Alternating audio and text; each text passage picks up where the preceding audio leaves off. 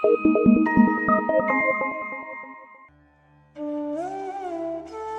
जनेन बंधुओं, सारथी सेवा समूह में आप सभी का स्वागत है। नेहा नगर निवासियों को 2020 में आचार्य गुरुवर श्री 108 विद्यासागर जी मुनिराज के परम प्रभावक शिष्य मुनि श्री 108 कुंतु सागर जी मुनिराज व एलक श्री 105 सिद्धांत सागर जी मुनिराज का चातुर्मास प्राप्त हुआ है।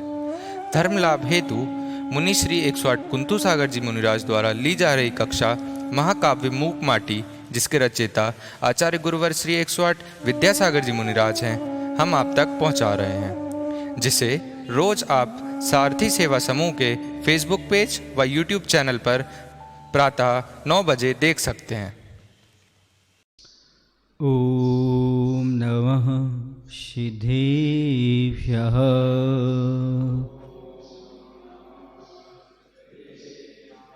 ओम नमः सिद्धेभ्यः। जय श्री ओम नमः सिद्धेभ्यः।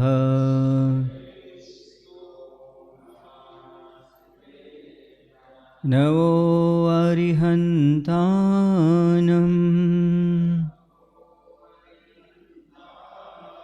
नमो सिद्धानं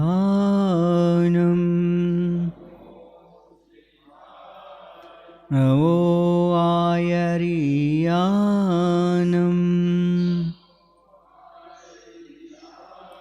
नमो वज्रायानं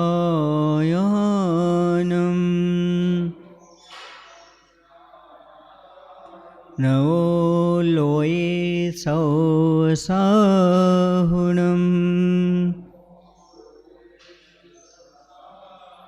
बोले पंच परमेष्टि भगवान की, अहिंसा परमो धर्म की, देवाय देव श्री महावीर भगवान की, गुरु नाम गुरु आचार्य श्री ज्ञान सागर जी महामुनिराज की, आचार्य गुरुदेव भगवान श्री विद्यासागर जी महामुनिराज की।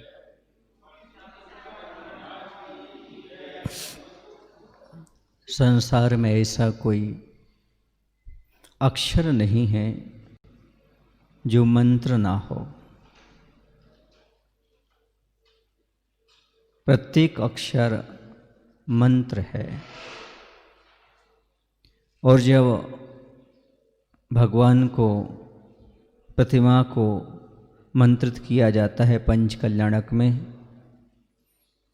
तो आ से लेकर के हा तक पूर्ण वर्णों की आवश्यकता पड़ती है। अंक न्यास होता है, उनके अंगों पर वर्ण लिखे जाते हैं। आ आ इ यू उ ऊ का खा गा सब आते। प्रत्येक अक्षर मंत्र है। बस हमारा मन ही बड़ा बुरा हो जाता है। अरे मंत्र तो मंत्र है, भला बुरा मन द्वंद्व, स्थिर मन ही मंत्र है, अस्थिर रहा स्वच्छंद। स्थिर मन ही मंत्र है और अस्थिर रहा स्वच्छंद। अस्थिर मन पाप को ले जाता है, पाप को लाता है। अस्थिर मन ही पाप तंत्र स्वच्छंद होता है। इसलिए मंत्र तो मंत्र है। कोई भी अक्षर, कोई भी मंत्र भला और बुरा नहीं है।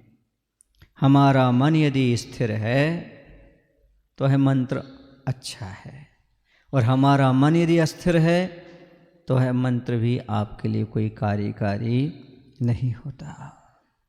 इसलिए मन को स्थिर बनाने का प्रयास करो, और जब आपका स्थिर मन हो जाएगा, तब जिस भी अक्षर का आप उच्चारण करेंगी वह मंत्र का काम करने लगेगा। ओम ओम ओम, यह पंच परमेष्टि का प्रतीक है। ओम तीनों लोकों का प्रतीक है। ओम में पांचों परमेष्टि गर्भित हो जाते हैं, ये तो आप लोग जानते हैं। आ बड़ा आ और ऊ और माँ, ये 5 चीजें 5 अक्षर से निकलते हैं ओम से, और यह आ अरहंत परमेष्ठी का हो जाता है। दूसरा आ अशरीरी मन सिद्ध परमेष्ठी का हो जाता है। दोनों आ मिल जाते हैं तो बड़ा आ हो जाता है, तो आचार्य परमेष्ठी का हो जाता है। ऊ से उपाध्याय परमेष्ठी और माँ से मुनि अर्थात साधु परमेष्ठी। 5 परमेष्ठी ओम में गर्भित हो जाते हैं। ओम में 3 लोक भी गर्भित हो जाते हैं। ऊ से ऊर्ध्वलोक, और आ से अधोलोक और माँ से मध्यलोक। आ उ मा, अधो ऊर्ध्व मध्य, 3 लोग गर्भित हो जाते हैं। इसलिए कोई भी अक्षर मंत्र से रहित नहीं है। ऐसी कोई भी संसार में वनस्पति नहीं है जिसमें औषधि का गुण ना हो, और ऐसा कोई भी अक्षर नहीं है जो मंत्र ना हो। बस इन दोनों की संयोजना करने वाले की आवश्यकता है। धतूरे को भी औषधि बनाया जाता है, जहर को भी औषधि बनाई जाती है। बस संयोजना करने वाला वैद्य चाहिए। इसी प्रकार से प्रत्येक अक्षर मंत्र है, बस मन चाहिए। जिसका मन बस में है उसे मंत्र सिद्ध करने की आवश्यकता नहीं है। इसलिए नहीं है क्योंकि जिसका मन सिद्ध हो चुका है उससे हर एक कार्य सिद्ध हो जाएंगे। मन स्थिर हो गया फिर मंत्र की आवश्यकता नहीं है। जो कुछ भी बोलोगे वो सब मंत्र के रूप में परिवर्तित हो जाएगा। मंत्र की आराधना से त्र्यंच पाप में लीन ऐसे मायाचारी करने वाले भी अंत समय में कल्याण कर गए, क्योंकि उन्होंने मंत्र का श्रवण कर लिया, मंत्र को सुन लिया, उनका भी कल्याण हो गया। फिर आप तो मनुष्य हैं, मंत्र की आप भी साधना कर सकते हैं। मंत्र और कोई वस्तु नहीं है, मंत्र अपनी भावनाएं हैं। मंत्र के द्वारा, भावनाओं के द्वारा 1000 किलोमीटर दूर रहने वाले व्यक्ति को भी आप स्वस्थ कर सकते हो। इतना प्रभाव होता है, चाहे वह शांति धारा हो, चाहे वह मंत्र हो, चाहे भावना हो, जिससे आजकल लोग रेकी का नाम देते हैं। भावनाओं को, ऊर्जा को प्रेषित करना। देखो ना, तीर्थंकर का जन्म होता है और नरकों में भी एक क्षण के लिए शांति आ जाती है। ये क्या है? उनके मन की परिणति का यह परिणाम है, ये प्रभाव है। और नारायण का जन्म होता है तो प्रतिनारायण के घर में उपद्रव होने लगते हैं। अरे भैया, उपद्रव क्यों हो रहे हैं? आपका शत्रु दुनिया में पैदा हो गया। देखो ना, मन की बात है। एक जगह कोई उत्पन्न हुआ तो 3 लोकों में शांति, और एक जगह कोई उत्पन्न हुआ तो शत्रु के घर में अशांति। ये मन की परिणति तो है। इसलिए मन को स्थिर बनाने का प्रयास करिएगा। ज्ञानार्णव ग्रंथ में आचार्य शिवचंद्र महाराज ने लिखा है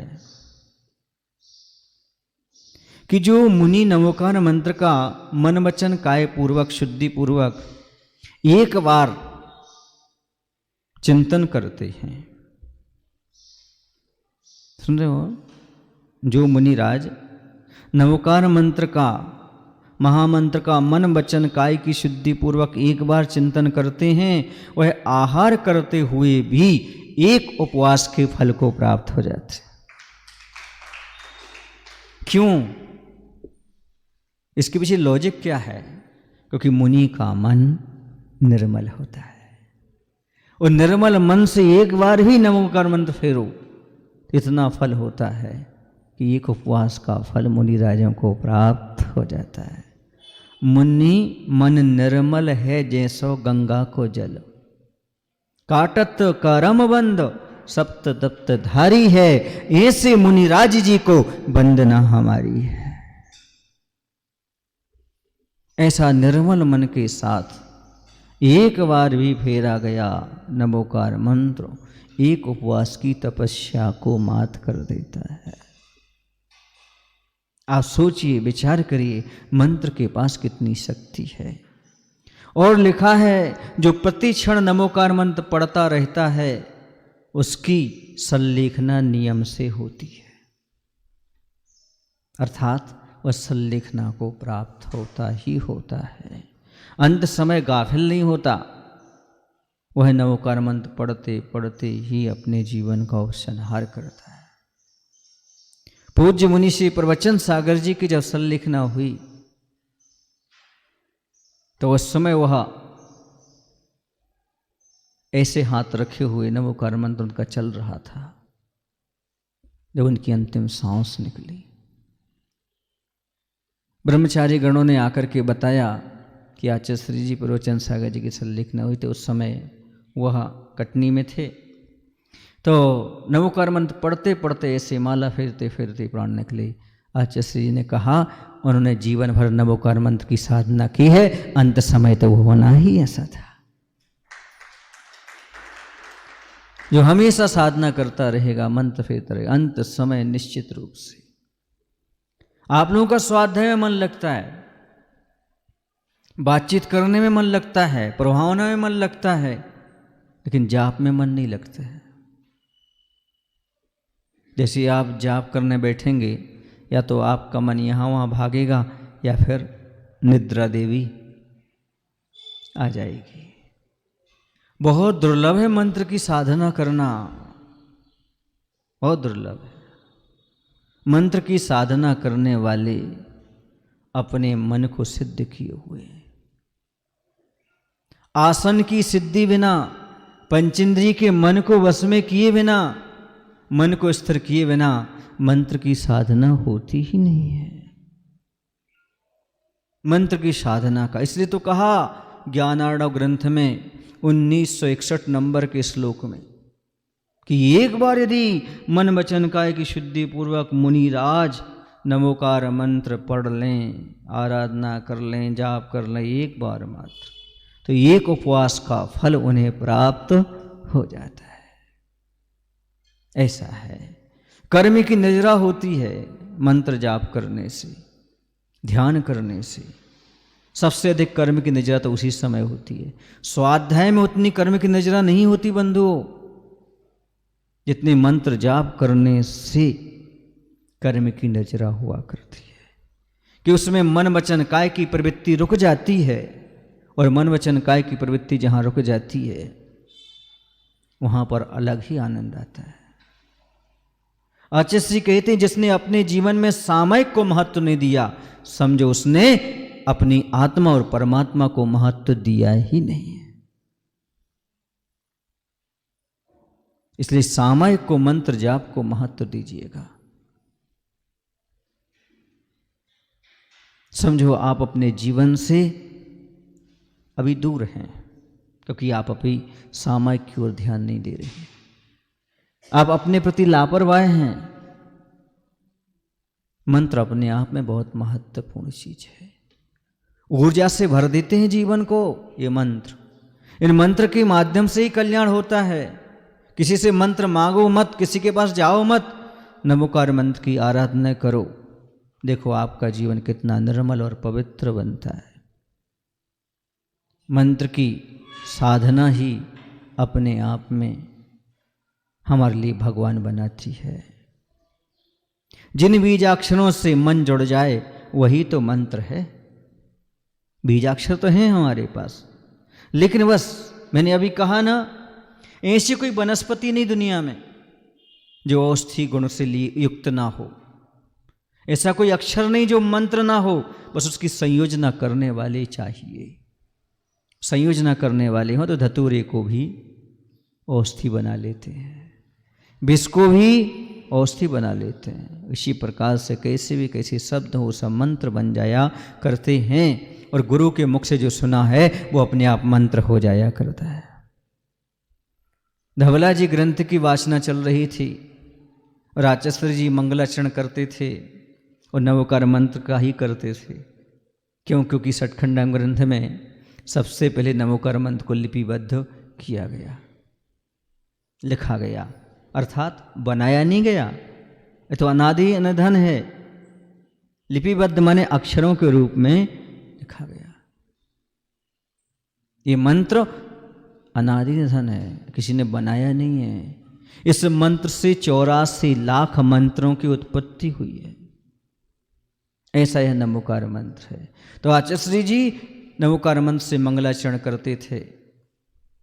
एक पंडित जी बोले, आचार्य जी कितना अच्छा लगता है आपके मुख से मंत्र सुनने में, हम तो यही इंतजार करते हैं कब आप मंगलाचरण प्रारंभ करो। तो आचार्य जी कहते हैं हकीकत तो ये है, हमें कुछ समझ में आए ना आए, आचार्य प्रणीत ग्रंथों का स्वाध्याय करो।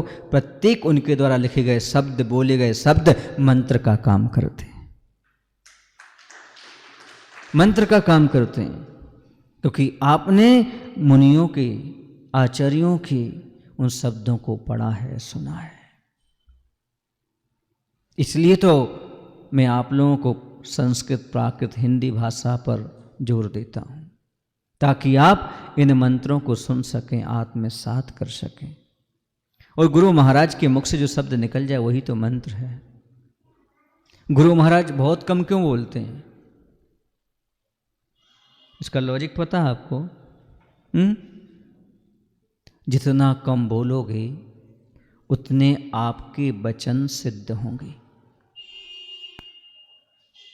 कम बोलने से वचन सिद्धि होती है, वचनों की शुद्धि होती है, वचन गुप्ति होती है। और आप जो भी बोलोगे वह मंत्र के रूप में परिवर्तित हो जाएंगे। ये नियम है। और जितना अधिक बोलोगे उतने अधिक आपका मन अस्थिर रहेगा, और अस्थिर रहेगा तो आपका वचन भी शुद्ध नहीं होगा, आपका मंत्र भी काम करने वाला नहीं है। इसलिए योगी लोग ये किसका, कैसा, कौन का, ये विशेषणों में नहीं जाते। सुदेम अपनी नावई थी, योगी योग परिणाम, अपने शरीर को भी भूल जाते हैं योगी जब अपने योग में परायण हो जाते हैं, लीन हो जाते हैं। कौन किसका क्या, अपना पराया, सब कुछ नहीं। दिशा, आसन, समय, इन सबको भूल जाते हैं, शरीर को, इन सबको भूल जाते हैं योगी। किस आसन से बैठा हूँ, किस दिशा में बैठा हूँ, कितना समय हो गया है, शरीर तक का भान नहीं रहता। तब वह मन की स्थिरता में ध्यान हुआ करता है। ऐसे योगी जो शब्द बोल देते हैं वह मंत्र का काम करने लगते हैं। समझ में आ रहा है? उनका गंधोदक क्यों बन जाता है? उनके चरणों में यदि जल लग जाए तो क्या बन जाता है? गंधोदक। ऐसा प्रभाव क्यों? क्योंकि उनने अपने मन की चंचलता समाप्त कर ली है, इंद्रियों और मन को बस में कर लिया है, इसलिए स्वयं मंत्र हो गई है। इसलिए गंध उदक हो गया। पानी तो पानी है, लेकिन गंध वाला, अर्थात हमारे पाप को क्षय करने में कारण बन गया। जिनके पाप छूट गए हैं उनका नाम लेना ही तो जाप है। जाप किसे कहते हैं? जाप किसे कहते हैं? जिनके पाप छूट गए उनका नाम लेना ही जाप कहलाता है। जो 5 पाप को त्याग कर चुके हैं उनका नाम लीजिएगा, जाप हो जाएगा।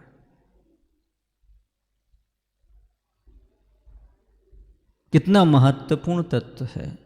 पर आदमी अनभिज्ञ है, पता नहीं कहाँ मंत्र खोजता है, कहाँ तंत्र खोजता है, कहाँ अपना पुण्य बढ़ाने की सोचता है, कहाँ कार्य सिद्धि की बात सोचता है। धनंजय कवि कहते हैं विशापहार स्तोत्र के 14वें नंबर श्लोक में, नहीं मोषधानम, कहते दुनिया के लोग पता नहीं कैसे भ्रम में औषधि खोजने जाते, रसायन खोजने जाते हैं, मंत्र तंत्र कामधेनु, कल्पवृक्ष, चिंतामणि, पता नहीं कहाँ कहाँ खोजने जाते हैं। हम कहीं नहीं जाएंगे, क्योंकि हे भगवान ये सब आपके ही पर्यायवाची नाम हैं। चाहे औषधि कह लो, चाहे मंत्र कह लो, चाहे तंत्र कह लो, ये सब आपके ही पर्यायवाची नाम है। हमें कहीं नहीं, हमने ना चिंतामणि रत्न देखा, न संजीवनी देखी, न कुछ नहीं देखी, बस आपका नाम ही यही पर्याप्त है। ये सब आपके नाम के ही पर्यायवाची नाम है। ऐसा श्रद्धान होना बहुत कठिन है। आपके यहाँ कोई बीमार होता है तो आप तत्काल हॉस्पिटल ले जाते हैं, पर धनंजय कवि के यहाँ कोई बीमार होता था, सबसे पहले भगवान के चरणों में लेकर के रख देते थे। यही अस्पताल है, यही वैद्य हैं, यही सब आप हो। इस श्रद्धा का अपने आप में महत्व होता है। तो यहाँ पर यही बात कही जा रही है बंधुओं। ये सब बातें सुन करके उसे बहुत अच्छा लगा। मोक्ष की बात भी सुन ली, मोह की बात भी सुन ली, और वह कहता है मैं धन्य हो गया, धन्य हो गया। 110 पृष्ठ पर चल रहे हैं अपन। और वह कांटा कहे उठा कंटक पुनः, आज इसने सही साहित्य छाँव में अपने आप को पाया है। झिलमिल झिलमिल मुक्ता मोती सी लगती हैं आपके मुख से निकलती शब्द पंक्तियाँ। ये लक्षणा का प्रयोग विलक्षण है। यहाँ बहुतों से सुना पर बहुत कम सुनने को मिला यह। और व्यंजना भी आपकी निरंजना सी लगती है। विविध व्यंजन विस्मृत होते हैं। यदि सुविधा हो बड़ी कृपा होगी, उदार बनकर अविधा की विधा भी सुधारूं। सुनाओ तो सुनूं स्वामिन, साहित्य शब्द पर हो तो फिर कहना ही क्या, सर्वोत्तम होगा समसामयिको। क्या हुआ? कांटा पुनः शिल्पी से प्रार्थना कर रहा था कि मोह क्या बला है, मोक्ष क्या कला, ये समझाइएगा। हम यह जानना चाहते हैं, किंतु बहुत संक्षिप्त में जानना चाहते हैं। हमें लंबी चौड़ी व्याख्या नहीं चाहिए। बस ऐसा हो कि दूध में पानी तो हो, पानी में दूध ना मिला हो, इतनी लंबी व्याख्या नहीं चाहिए।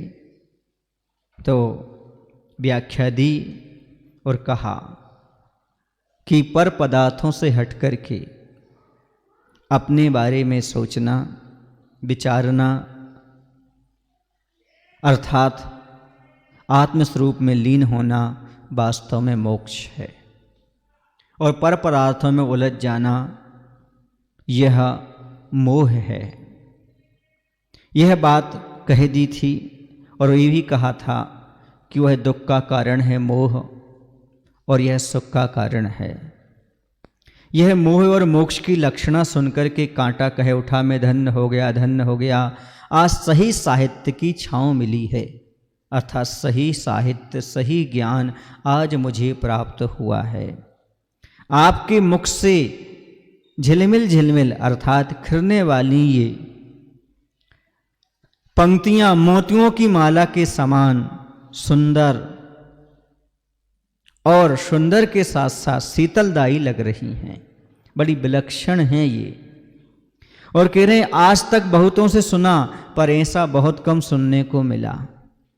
और व्यंजना आपके प्रकट करने की शैली, व्यंजना अर्थात आपके प्रकट करने की जो शैली है वह भी आपकी निरंजना सी लगती है।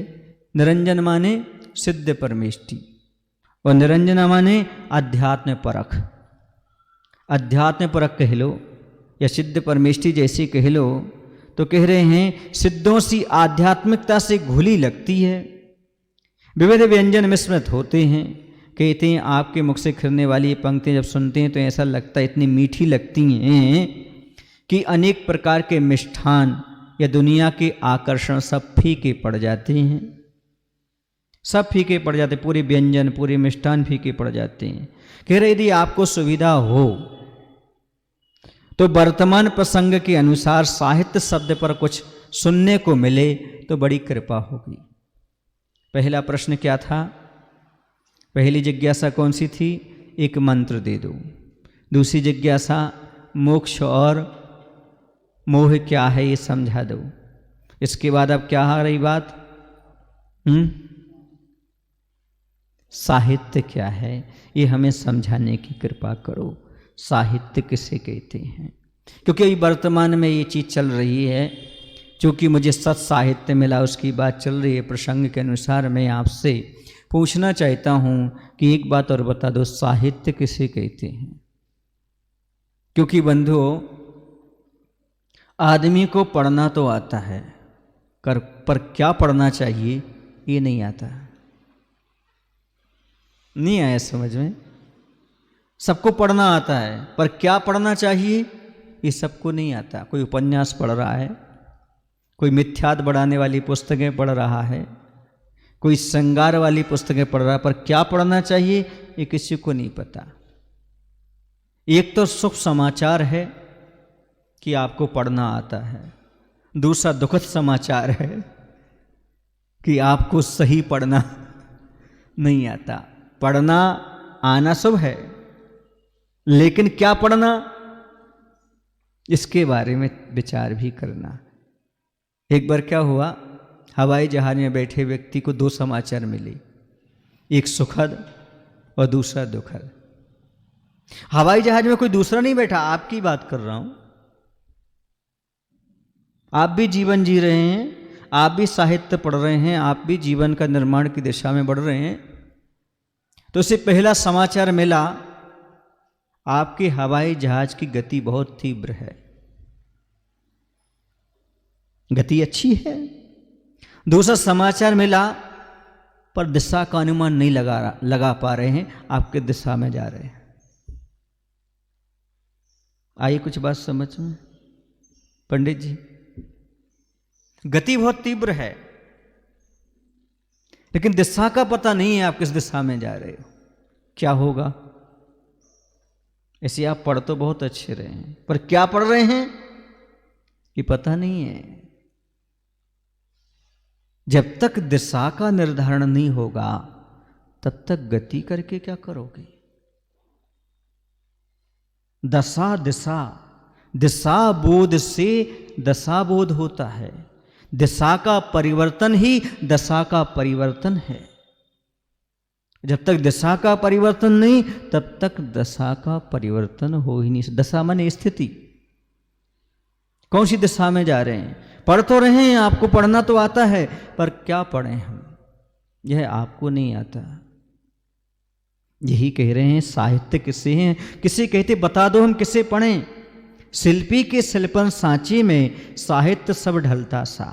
अब शिल्पी की जो शिल्प कला है, उसके ढांचे में, सांचे में अब साहित्य शब्द ढल रहा है। सांचा किसे कहते हैं?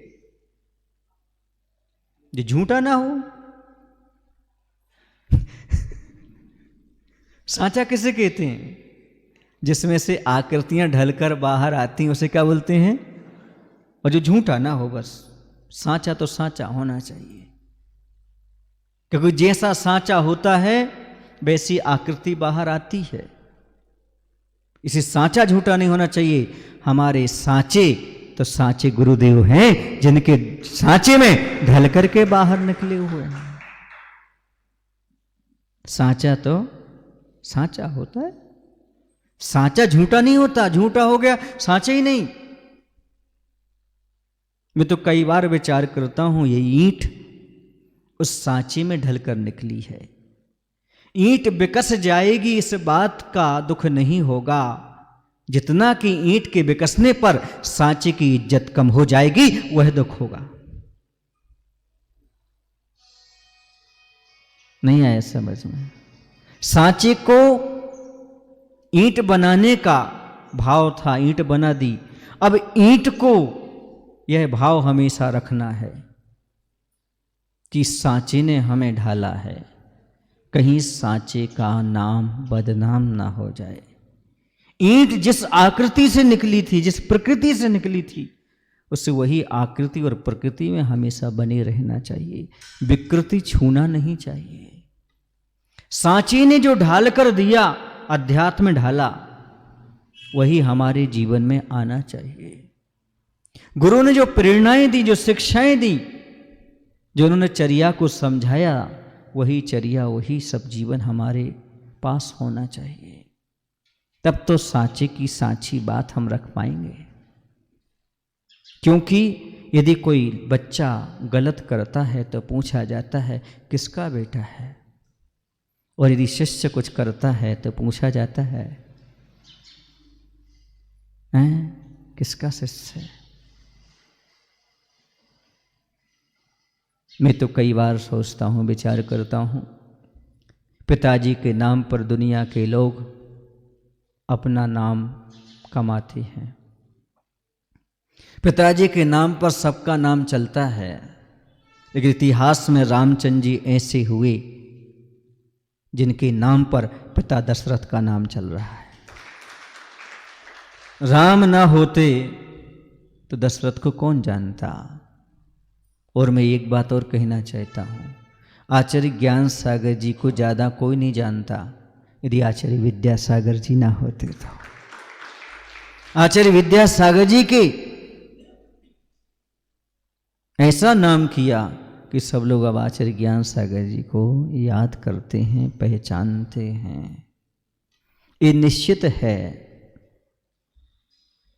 कि सरोवर में कमल खिलता है, अर्थात सरोवर से कमल उत्पन्न होता है, लेकिन ये भी मानना पड़ेगा आपको, सरोवर की शोभा कमल से ही हुआ करती है। आचार्य विद्यासागर जी कमल हैं और आचार्य ज्ञान सागर जी महाराज सरोवर है। सरोवर में कमल खिला, लेकिन सरोवर की शोभा आज तक कमल के माध्यम से बढ़ रही है। यही बस बहुमान हमें होना चाहिए कि देखो, अभिमान नहीं, बहुमान होना चाहिए कि हमारे लिए साँचा इतना अच्छा मिला कि हमारा जीवन बिल्कुल साँचा हो गया। बस यही भाव हमेशा बना रहे। तो शिल्पी के शिल्पन साँचे में, अब वो शब्द साँचा आ गया ना तो क्या करे, अब मन मानता नहीं। किसी को साँचा मिल जाता है फिर फूला नहीं समाता। पंचम काल में भी साँचा मिलना बहुत कठिन है। साँचा गुरु मिल जाए, साँचा भगवान मिल जाए, साँचा साहित्य मिल जाए, साँचा रास्ता मिल जाए, फिर क्या है। उस साँचे में ढल करके स्वयं सत्य की राह पर बढ़ जाए, फिर तो आनंद ही आनंद है। हर किसी को ऐसा साँचा प्राप्त नहीं होता जिसमें अपने आप को ढाल सके। एक दिन मैंने कहा था, उम्र तुम्हारी गीली मिट्टी, पता नहीं कब गल जाएगी, जैसा साँचा होगा वैसी मूरत ढल जाएगी। जैसा साँचा होगा मूरत वैसी ढल जाएगी। उम्र तुम्हारी गीली मिट्टी, पता नहीं कब गल जाएगी। उम्र तुम्हारी गीली मिट्टी के समान है, जैसा साँचा मिलेगा वैसी ढल जाएगी, वैसा मिल जाएगा। हम लोग तो छोटी छोटी उम्र में साँचे में ढल गए। गुरु बीतरागी थे, बीतरागता के साँचे में ढल गए। आज आनंद आता है, आज लगता है हमारी श्रद्धा में, हमारे विश्वास में, हमारी परख में कहीं कोई कमी नहीं है। एक आनंद आता है, अपने निर्णय पर आनंद आता है, अपने समर्पण पर आनंद आता है, अपनी भक्ति पर आनंद आता है। कुछ लोगों को तो भक्ति करके आनंद आता है, पर हमें तो भक्ति के बारे में सोच करके ही आनंद आता है। ये अपने आप में अद्भुत है। तो अब साहित्य शब्द ढल रहा है। साहित्य किसे कहते हैं, सुनिएगा। हित से जो युक्त समन्वित होता है वह सहित माना है, और सहित का भाव ही साहित्य माना है। अर्थ यह हुआ कि जिसके अवलोकन से सुख का समुद्भव संपादन हो, सही साहित्य वही है। अन्यथा सुरभि से विरहित पुष्प सम सुख का राहित्य है वह सार शून्य शब्द झुंड। शब्द का झुंड होना अलग चीज है और साहित्य होना अलग चीज है। बहुत सारे शब्दों को इकट्ठा करना अलग है, लेकिन एक साहित्य का रूप देना बहुत कठिन काम है।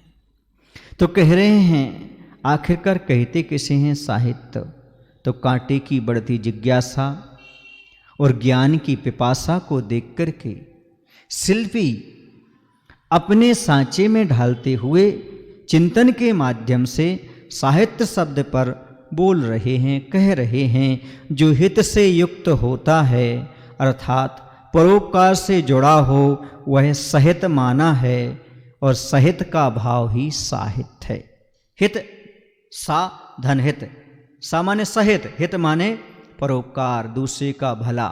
जिसमें दूसरे का हित और भला हो उसी का नाम साहित्य है।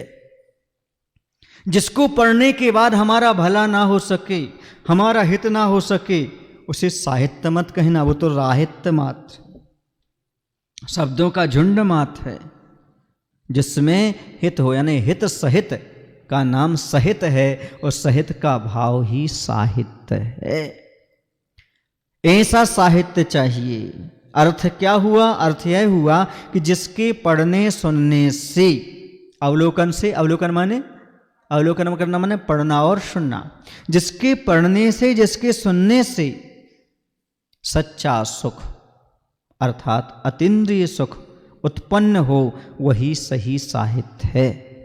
अन्यथा सुरभि माने सुगंध, से विरहित माने रहित, पुष्प माने फूल के समान सुख का राहित्य है वह, अर्थात सुख का लेस मात्र उसमें नहीं हो, वह शब्द झुंड मात्र है, सही साहित्य नहीं कहा जा सकता। अब आया आपको समझ में? वही ग्रंथ पढ़ना चाहिए जिसमें हमारा भला हो। ऐसे पुस्तकों को साहित्य मत मानिए जिनसे आपके मन में विकार भाव उत्पन्न हो जाए, जिससे संसार की ओर परिणति हो जाए, जिसमें राग उत्पन्न हो जाए, जिसमें दुस्साहस आ जाए, जिसमें चोरी की बात कही गई हो, 5 पापों की बात कही गई हो, संसार बंधन विवाह की बातें हों, ऐसे को हम साहित्य नहीं कह सकते। जिसमें हम मोक्ष मार्ग की ओर बढ़ जाएं, अनंत सुख हमें प्राप्त करने की इच्छा हो जाए, मन में चंचलता आ जाए, राग बढ़ा दे, ऐसे साहित्य को साहित्य नहीं कहती। रागवर्धक साहित्य को साहित्य नहीं, ये तो शब्द का झुंड है, शब्दों का जाल मात्र है, ये शब्द जाल है, यह तो साहित्य के नाम पर कलंक है, इसे हम साहित्य नहीं कह सकते। दुष्श्रुति है, ये तो अनर्थदंड है, समय को बर्बाद करना है। इसलिए बंधु सोच समझ करके साहित्य को स्वीकार करने की आवश्यकता है। गलत साहित्य से बचो। अब आपके सामने 4 बातें रख रहा हूं, किससे हमें बचना है जीवन निर्माण की दिशा में, चाहे बालक हो, चाहे जवान हो, चाहे वृद्ध हो। किन 4 चीजों से बचने की आवश्यकता है? सबसे पहले गलत साहित्य से बचो। दूसरा है गलत संगति से बचो। तीसरी बात है गलत आदतों से बचो। चौथी बात है गलत दृश्य से बचो।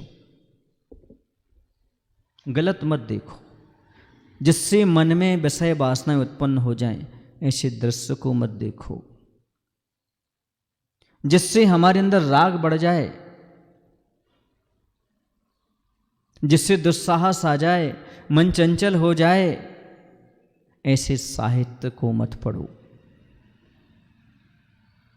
ऐसी संगति मत करो जिससे हमारे अंदर दुर्गुण आ जाएं, पतन की ओर चले जाएं, व्यसनी की, कपटी की, इनकी संगति मत करो। ऐसी आदत मत डालो जिसके माध्यम से जीवन पतन की ओर चला जाए। क्योंकि बंधुओं, कुछ लोग शौक में व्यसन अपना लेते हैं, पर याद रखना, व्यसनों को, नशा को, बुराइयों को शौक में तो अपनाया जाता है, पर मौत तक नहीं छोड़ा जाता। मौत तक नहीं छूट पाती हैं बुराइयां, कहीं ना कहीं वह बनी रहती हैं। इसलिए इन 4 चीजों पर ध्यान देने की आवश्यकता है। आप अपने बच्चों को, परिजनों को बताइएगा इन 4 चीज़ों से बचाने का प्रयास करिएगा। इसी का नाम सदाचार है मेरे हिसाब से। तो 4 मतलब इन सदा इन 4 का ध्यान रखो, तुम्हारे पास सदाचार अपने आप आ जाएगा, कहीं से लाना नहीं पड़ेगा। सदा इन 4 का ध्यान रखो। किन 4 का? गलत साहित्य से नहीं पढ़ना, गलत संगति नहीं करना, गलत आदतें नहीं डालना, गलत दृश्य नहीं देखना। इससे विपरीत करो, अच्छा साहित्य पढ़ो, अच्छी संगति करो, अच्छी आदतें डालो, अच्छा दृश्य देखो। दृश्य का भी प्रभाव पड़ता है। कहते जैसा देखो चित्र वैसा बने चरित्र। आप देख लो आपके घर में कैसे चित्र हैं, आपके बच्चे अपने कमरे में कैसे चित्र लगा के रखते हैं। कुछ होते हैं जिन्हें धर्म पर श्रद्धा होती है, वो भगवान और गुरु के चित्र लगाते हैं। कुछ ऐसे भी होते हैं जिन्हें देश के प्रति प्रेम होता है, वह देश के जो शहीद हैं, महान लोग हैं जिन्होंने देश की स्वतंत्रता के लिए लड़ा, ऐसे सुभाष चंद्र बोस हैं, महात्मा गांधी हैं, नेहरू आदि, इन सब के चित्र लगाते हैं, शिवाजी आदि के चित्र लगाते हैं। क्यों? मालूम पड़ता है इनकी मनोभावना क्या है। और कुछ लोग अभिनेताओं के भी लगाते हैं, तो मालूम पड़ जाता है इनकी मानसिकता क्या है, ये क्या बनना चाहते, क्या चाहते हैं। चित्रों से भी चित्त जाना जाता है। कहते जैसा देखो चित्र वैसा बने चरित्र। इसलिए कह रहे हैं इन 4 बातों को अच्छी तरह से आपके लिए सोचना है। साहित्य में आपके कौन से साहित्य में रुचि है ये मालूम पड़ जाएगा। आप कौन से साहित्य पढ़ते हो, आप किसकी संगति करते हो, इससे मालूम पड़ जाएगा आपका व्यक्तित्व कैसा है। आपकी आदतों से मालूम पड़ जाएगा आपका व्यक्तित्व कैसा है। आपके दृश्य देखने से। आपका मोबाइल है, मोबाइल में क्या फीड करते हैं आप? वो एक होता ना, कौन सा पेपर होता है वो? वॉलपेपर। हाँ, उसमें आप क्या लगाए हुए हो, किसकी तस्वीर लगाए हुए हो, इससे भी मालूम पड़ता है सुबह आप खोल कर क्या देखते हो।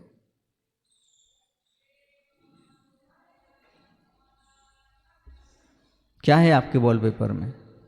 प्रभु हैं, गुरु हैं, माता पिता हैं कि और कोई है?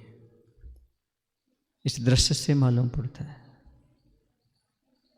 अवलोकन करिए अपने जीवन का, देखिएगा तो बात यहाँ पर इतनी सी आई थी कि हमें साहित्य को समझना है। साहित्य यदि समझ गए तो बहुत बड़ी चीज़ है। साहित्य क्या काम करता है तो आपको एक बात बता दूं, जिसके घर में सुंदर सुंदर पुस्तकें हैं, समझो उसके यहाँ सुगंधित पुष्पों का एक बगीचा है। आपके घर में कुछ हो या ना हो, लेकिन 4 सुंदर पुस्तकें बस हों। कहते हैं जिसके विचार निर्मल होते हैं, जिसके पास पुस्तकों आधार होती हैं, वह बिना मित्र के भी सही रास्ते पर बढ़ जाता है। अच्छे साहित्य पढ़ने वाले को मित्र की आवश्यकता नहीं है, क्योंकि वह अच्छा साहित्य पढ़ रहा अपनी दिशा की ओर बढ़ता चला जा रहा है। जो अच्छा साहित्य पढ़ता है, स्वाध्याय करता है, वो दूसरे को सुधारने की बात नहीं करता, अपने को सुधारने की बात करता है। एक बहुत अच्छा दार्शनिक हुआ, कमरे के अंदर बैठा रहता था, एक छोटी सी खिड़की थी, उससे लोगों से बात करता था। वह कहता था मुझे सुधरना है, तो कमरे के अंदर आने देता था। यदि मुझे कुछ करना है, किसी को सुधारना है, उसे बाहर से ही भगा देता था, जाओ समय नहीं है। इसके बावजूद भी एक परीक्षा थी, दरवाजा बंद रहता था, आने वाले व्यक्ति से ही दरवाजा खुलवाया जाता था। एक माइक देना, वहां कहीं कोई पाठ कर रहा है, उसको माइक दे दो, उनको माइक दे दो ना, वो पाठ कर रहे हैं। अपन भी सुन लें कौन सा पाठ चल रहा है उनका आज स्वाध्याय के समय। दे देना जरा आप जाके।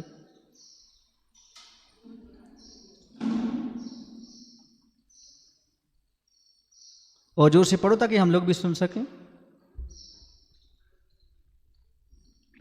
तो वह दरवाजा खुलवाता था, खोलता नहीं था। अब क्या करता था, हर एक व्यक्ति दरवाजा जब खोलता है तो धक्का देता है। क्या करता है? पुश करता है, पुल नहीं करता। पुल बोलते ना अपनी ओर खींचने को, और पुश करना। आदमी ये नहीं दिखता था वहां पुल लिखा कि पुश लिखा, सीधा आया और उसने दरवाजे को धक्का दिया। जैसे उसने धक्का दिया, बोले जाओ, आपको एंट्री नहीं है। और जैसे ही कोई व्यक्ति बाहर की ओर खींचता था, दरवाजा खुल जाता था, अंदर आ जाता था, बात खत्म। इसमें क्या लॉजिक है? लॉजिक ये है, जो ऐसा धक्का दे रहा है वो दूसरों को सुधारना चाहता है, जो ऐसा कर रहा है वो अपनी ओर आता है, अपने को सुधारना चाहता है। धर्म का रास्ता, धर्म का दरवाजा, मोक्ष का दरवाजा पुल का नहीं है। पुल का है, पुश का नहीं है। कहने का तात्पर्य यह है, दूसरे को सुधारने के चक्कर में पड़ने वाला मोक्ष मार्गी नहीं होता। जो अपने आप को सुधार लेता है वही सच्चा मोक्ष मार्गी होता है, वही सच्चा धर्मात्मा है। हमें अपने को सुधारना, अपने रास्ते पर चलना है, अपने आप काम हो जाएगा। आचार्य श्री जी की वो बात बहुत बहुत गंभीर है और याद आती है।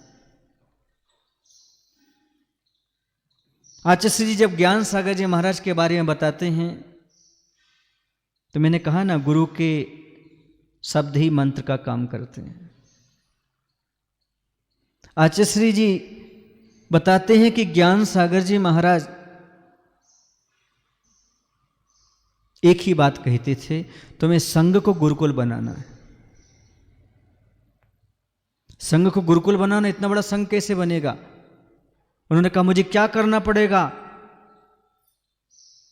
तो आचार्य ज्ञान सागर जी महाराज कहते कुछ नहीं करना, आप बस अपने निर्दोष व्रतों का पालन करते जाना, अपनी चर्या पालन करना, आपका संघ गुरुकुल बन जाएगा। और आचार्य श्री जी ने यही किया, स्वयं मोक्ष मार्ग पर बढ़ते गए, अपने आप लोग उनके पीछे चलते गए। ये है पुल का रास्ता, पुश का नहीं है। किसी को सुधारने में कसाई आ जाती है। कोई सुधरना चाहता है, 5 बार निवेदन करता है, तब कभी एक बार हाँ देखेंगे। ये मोक्ष मार्ग है, यही सच्चा साहित्य है। एडवर्टाइज की आवश्यकता नहीं। किसी ने आचार्य श्री जी से कहा भी, आचार्य श्री जी आप क्षेत्रों पर रहते हो, कम लोग आ पाते हैं, कम लाभ मिलता है, आप शहरों में चतुर्मास किया करो, बहुत से लोगों को लाभ मिला करेगा। किससे कहा? आचार्य श्री जी ने कहा, हाथ ठेले पर बेचने वाली सामग्री अलग होती है और तिजोरी के अंदर रखी हुई सामग्री अलग होती है। नहीं आया समझ में? मूंगफली, भिंडी, लौकी, गिलकी, चने, फुलकी, ये हाथ ठेले पर रखकर गली गली बिकते हैं, पर हीरे और जवाहरात तो कहीं जोहरी की दुकान के अंदर, कमरे के अंदर कमरा, कमरे के अंदर बॉक्स, बॉक्स के अंदर डिब्बा, डिब्बा के अंदर पुड़िया, पुड़िया के अंदर एक और पुड़िया, और उसके बाद कहीं रत्न दिखाई देते।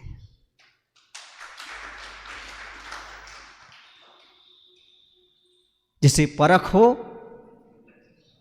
जिसे गरज हो, उपलिप्स शब्द आया, अत्यंत इच्छा हो मोक्ष मार्ग पर बढ़ने की, अत्यंत इच्छा हो कल्याण करने की, वो यहां पर आए और कल्याण कर जाए। प्राय करके एडवर्टाइज उस माल की होती है जो थोड़ी सी कमी लेकर चलता है। समझ रहे ना?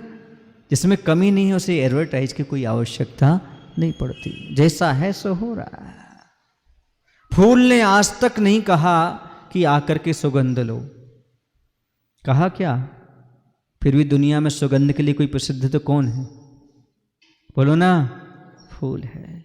आचार्य ने कभी किसी से नहीं कहा आकर हमारे यहां दीक्षा लो, लेकिन दीक्षा में यदि कोई प्रसिद्ध हैं या कोई किसी के चरणों में दीक्षा लेना चाहता है तो वो हैं आचार्य गुरु विद्यासागर जी। इसके पीछे लॉजिक क्या है? वो अपने रास्ते पर बढ़ते हैं, जिसको आना है तो आ जाए। चलाने की बात नहीं है, जबरदस्ती धकाने की बात नहीं है, खींचने की बात नहीं है। ये मोक्ष मार्ग है, ये शिक्षा का मार्ग है, वैराग्य का मार्ग है, ये रत्नों का मार्ग है। यहाँ पर रत्न हर कोई व्यक्ति नहीं खरीद सकता, हर कोई व्यक्ति नहीं ले सकता। इसलिए अपने में बदलाव लाने का नाम ही धर्म है। यही सही साहित्य अपने आप में महत्वपूर्ण है। इससे यूं ही भी कहा जा सकता है कि शांति का श्वास लेता सार्थक जीवन ही सृष्टा है शाश्वत साहित्य का। इस साहित्य को आंखें भी पढ़ सकती हैं, कान भी सुन सकती हैं, इसकी सेवा हाथ भी कर सकते हैं। यह साहित्य जीवंत है ना।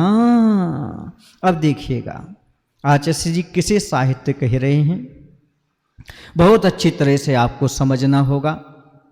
कह रहे हैं इसे यूं भी कहा जा सकता है। कैसे कहा जा सकता है?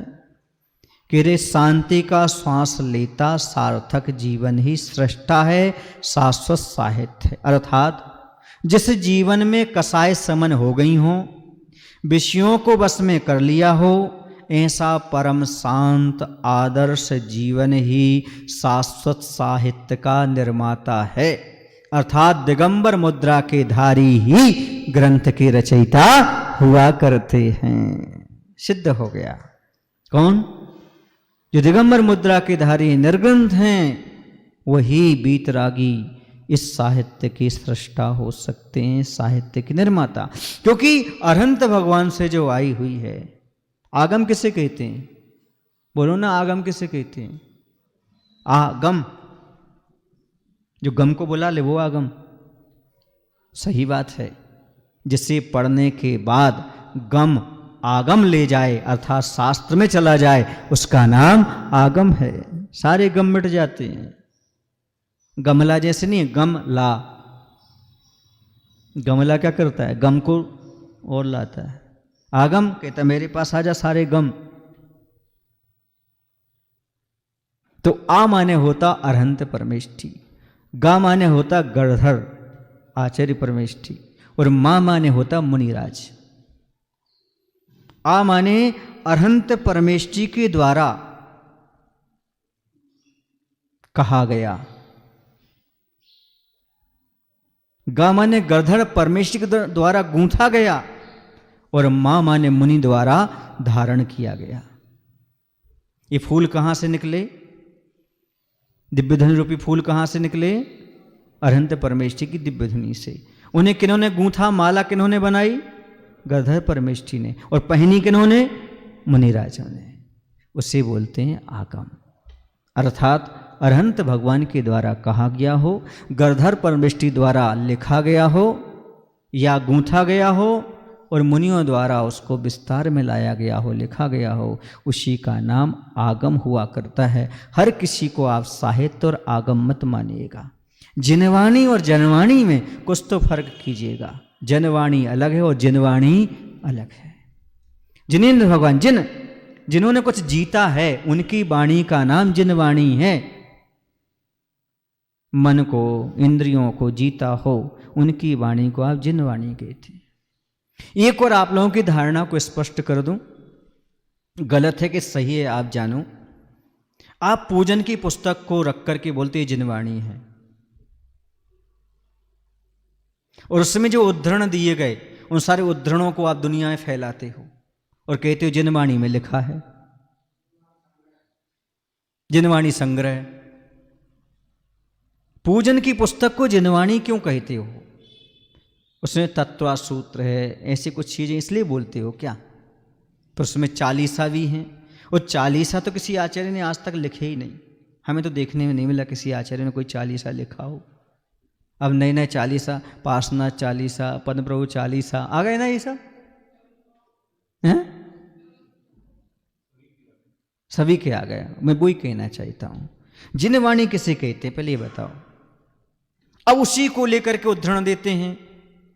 सिर के सिंहासन पर उठा लिया, ऐसा किया, फन फैलाया, ये सब बातें लेकर के चल रहे हैं और उसी को उद्धरण देते। जिनवाणी में तो लिखा है महाराज जी। पहले ये तो बताओ जिनवाणी कहती किसे? पंडितों तो द्वारा लिखी गए। क्या भजन पूजन के लिए आप जिनवाणी कह देंगे क्या? आचार्य प्रणीत कोई ग्रंथ हो उन्हें हम जिनवाणी माने। जिनवाणी में ऐसा पड़ा था, उसको प्रमाणिक मान करके आप चल रहे हैं। और आज वर्तमान में इतनी जिनवाणी आ गई, जनवाणी को नाम ही जनवाणी हो गया। इस धारणा को सुधारो। उसे पूजन की पुस्तक कहो, जिनवाणी मत कहो। पूजन संग्रह करो कहो, चल जाएगा। लेकिन आप उसे जिनवाणी मान करके प्रामाणिक मान करके ये आचार्यों का ऐसा है वो ठीक नहीं। तत्वासुत को प्रमाणिक मानिएगा, सहस्त्रनाम को मानिएगा, ये नहीं कह रहा हूं। लेकिन और जो सब चीजें आ गई हैं सबको आपने जिनवाणी कह दिया।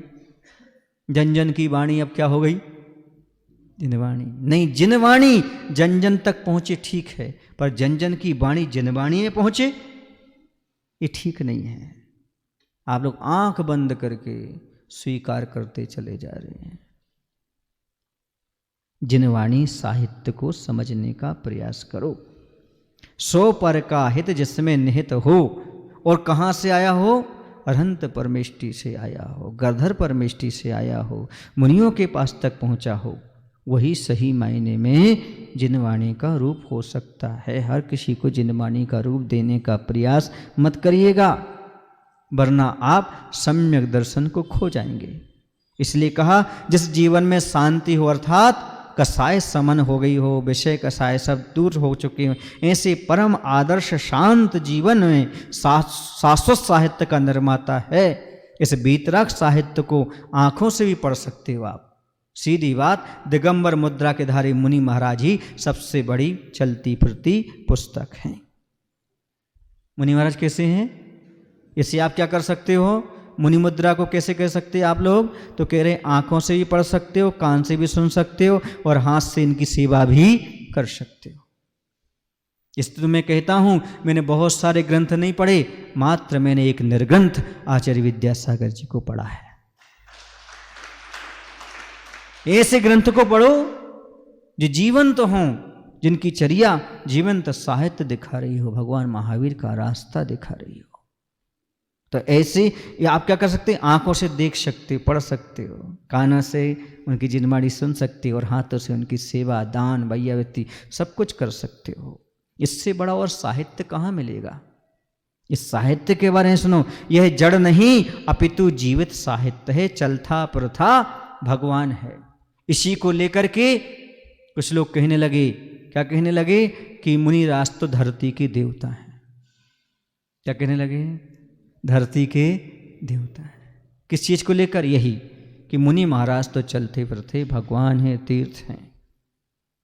पर देवता शब्द छोटा पड़ जाता है। पूछो क्यों? क्योंकि देवता स्वर्ग के भी होते हैं। देवता उन्हीं को बोलते हैं, सच्चे देव को कभी देवता नहीं बोलते। पर धरती के देवता का अर्थ है यहां पर धरती के देवता नहीं, धरती के भगवान कह सकते। देवता शब्द थोड़ा सा कम नहीं पड़ रहा है? हाँ, देवता लोग, देवी देवता अलग अर्थ पड़ते हैं उनके। हाँ, ये बात लगे आपके मन में देवता का अर्थ भगवान है, पर सुनने में थोड़ा सा अच्छा सा नहीं लगता। ऐसा लगता ये तो धरती के भगवान है। क्या है? बोलो ना। हाँ, यही तो कहता हूं, गुरु और भगवान में इतना ही अंतर है। गुरु और भगवान में एक है धरती पर, एक है आसमान में। मैं किसी की बात को काट नहीं रहा हूं, पर मैं ये कहना चाहता हूं, देवता के यदि भगवान आ जाए तो सोने में सुहागा हो जाए। ये तो हमारे चलते फिरते तीर्थ हैं, चलते फिरते भगवान हैं। ये अपने आप में महत्वपूर्ण साहित्य है। इसके बारे में समझें। आचार्य भगवंत ने साहित्य की बात कही है, जिसमें सबका हित निहित हो, उसका नाम साहित्य है। और सही बताएं, बीतरागता की उपासना करने में ही सबका हित निहित है। इसलिए बीतरागी गुरु ही सबसे बड़ा साहित्य है, सबसे बड़ा शास्त्र है। बोले महावीर भगवान की, आचार्य गुरुदेव भगवान श्री विद्यासागर जी महाराज की। हे प्रभु, हम सभी को इतनी शक्ति, इतनी बुद्धि देने की कृपा करो, ताकि मैं अपने जीवन में साहित्य को समझ सकें और साहित्य संगति, आदतें, दृश्य सब अच्छे हों, कोई भी गलत हमारे जीवन में प्रवेश ना कर सके। नमो शिवाय। भावों की निर्मल सरिता में अब गाहन करने आ